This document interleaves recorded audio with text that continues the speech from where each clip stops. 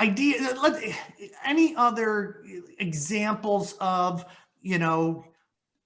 transitions done well, transitions not done well? What are some of those other pieces or other stories that, you might be willing to share that come to your mind where you're like, you know what, this one's worth, this one's worth sharing? And well, we haven't talked about selling the business as part of the succession plan. And sometimes that is the only way. And sometimes the situation is, it's almost compelled to happen. Where it's really challenging, I think, is when it is an option, but it's like when we list off the options, it's the last one. I'm never going to do this. I'm never going to sell this business. And Allison and I had a joint client down in Florida that the two brother-in-laws, that was kind of their viewpoint. They got their business and they were never, ever, ever going to sell it. And they had this whole plan. We set up a wonderful board of directors that was providing corporate governance to enable next generations, the next 2 to 3 generations, be able to be shareholders but not operators. Great. We really happy. But my caveat is that you need to be prepared. Someday, some drunken sailor is going to come wandering by with a pocket full of money and going to offer you that money for your business. Never happened, never will. Well, it happened. And they did sell the business, but it was a very difficult decision, extremely difficult for them to get to. But now many years later, I talked to them, they say it was the best decision they ever got to. So I think pitfalls is what's the old adage? Never say never.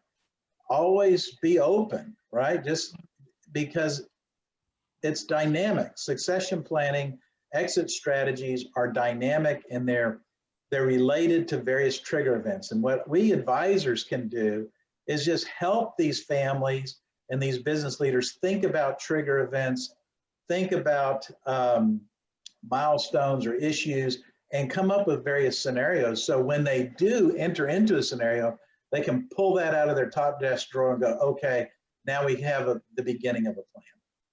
Mm-hmm.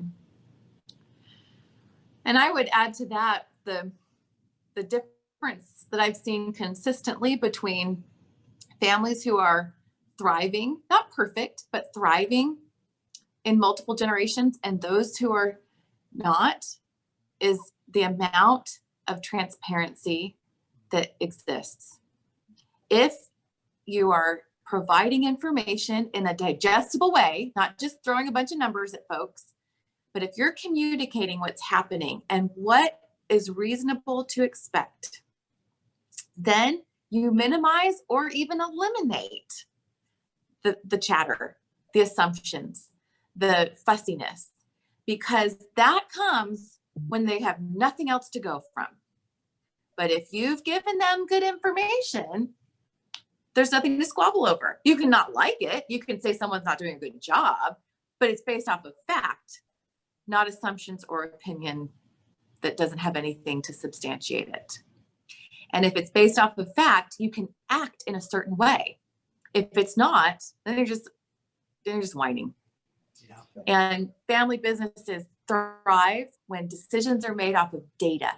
And when that data is available for people to make the decisions, now the emotion isn't driving it. A business data-driven decisions being made. And that has been, in my opinion, probably the biggest difference between the families who have successfully navigated across multiple generations and those who haven't. Yeah, transparency and communication, I think, would be those two pieces. That transparency piece, what happens for people, and just think of the psychology behind this, is that we are wired for story.